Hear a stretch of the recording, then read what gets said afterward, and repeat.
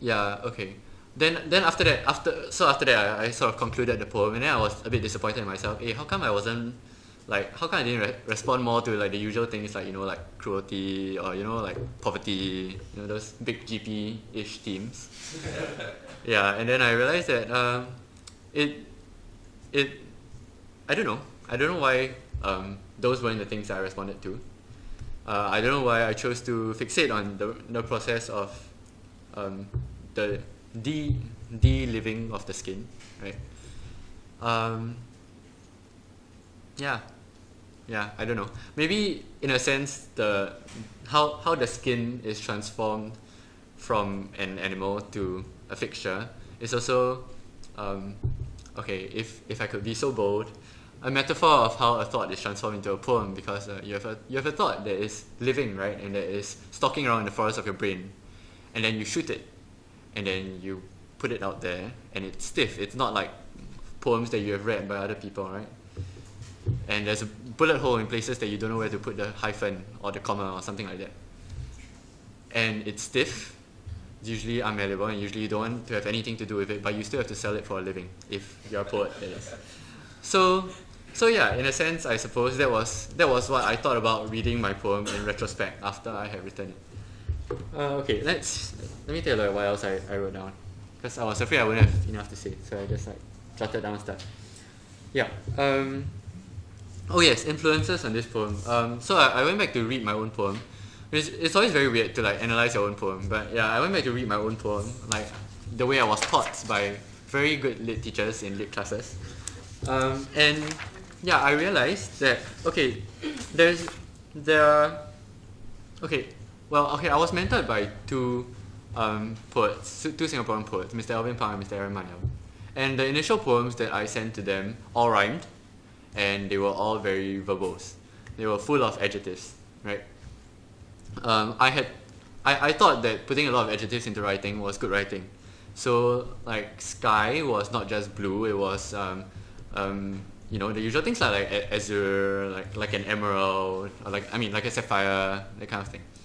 And so yeah, the first thing that both my mentors took me to task about was the overuse of adjectives, overuse of descriptions. They told me to select impressions that you want your reader to have reading the poem, and give it to them specifically. So, for example, I start with no rain in January, and that is the first thing that you know about this setting. Yeah. So that process of selection. So for a while, my poem went to the other extreme. I became completely anemic, right? I would just write a poem and then select all the adjectives and press backspace. So it will just be like ta ta ta ta ta, yeah. Yeah, and so, but I realized, coming back to this poem, after I've been writing for a while, that I'm now less afraid to use adjectives to describe, but also more careful with what I use. And when trying to conjure up the image of what I saw to you, I have to use this sequence of adjectives that you see in the second stanza. It's it's because I don't know how else. Okay, yeah, I don't know how else to bring across the visual reality to you.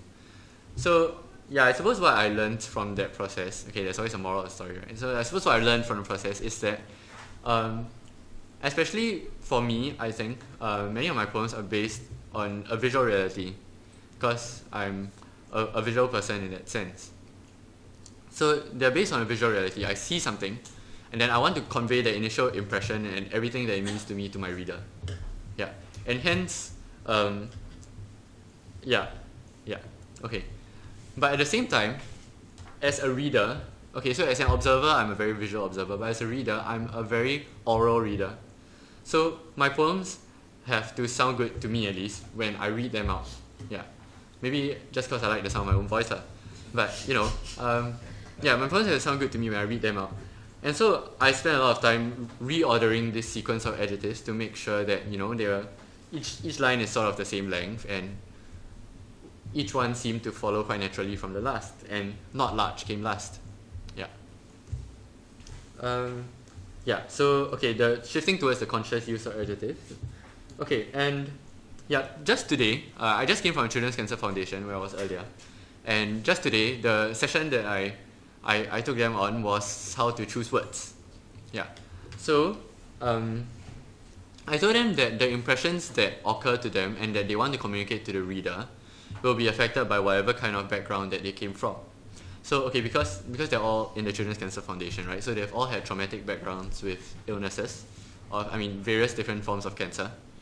And I do notice that when, for example, one of the earlier sessions I asked them to tell me the story of your life in 5 words. Yeah. And the kinds of things that they focus on or they select from their lives are primed by the experiences that they have had. And it's easy for me to tell with this group because they have one main illness in common, right? But also when I read other forms of writing, for example, when I read Boy Kim Ching's writing, based on his background as an immigrant, the recent background, in his new volume, Clear Brightness, the things that leap out at him are the things that have come a long way, like stamps, the things that make an impression on a foreigner in a foreign land, like Chinatown, yeah, and things like these. So your impressions and what you choose to record from the scene is based on your own background. So for me, in this particular scene, I am a photographer. The first thing that I did when I saw the picture the skin that is not recorded in this poem is I took a picture of it. And then I took like 5 more. Yeah. From different angles, trying to maybe make what was cruel into a nice artistic picture. It failed, yeah, because I'm not a very good photographer. But anyway, that's not the point. The point is that I'm a photographer and hence I respond visually to striking things in whatever scenario it is. And as a photographer, I look for lines and patterns, and the lines and patterns that jumped out at me from the skin were the stiffness of the skin and the pattern of the coat, right? And so I think those fed into the impressions that I did record. Because I realized that in recording the skin, there were many other things about the skin that I could have said about the skin. In recording my initial impressions, I could have talked about the bullet hole, which I didn't. I could have talked about the kinked tail. I could have talked about the claws, which are really dirty and had blood stains.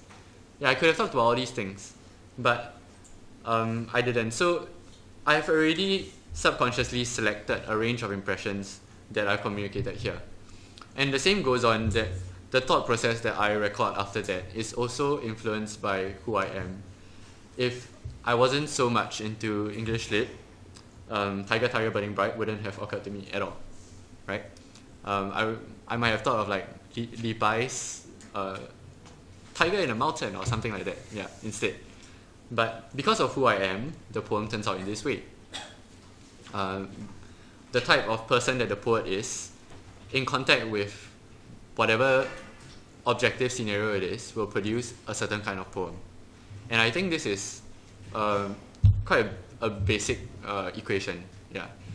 When analyzing poems, I find that I used to always forget one side of the equation.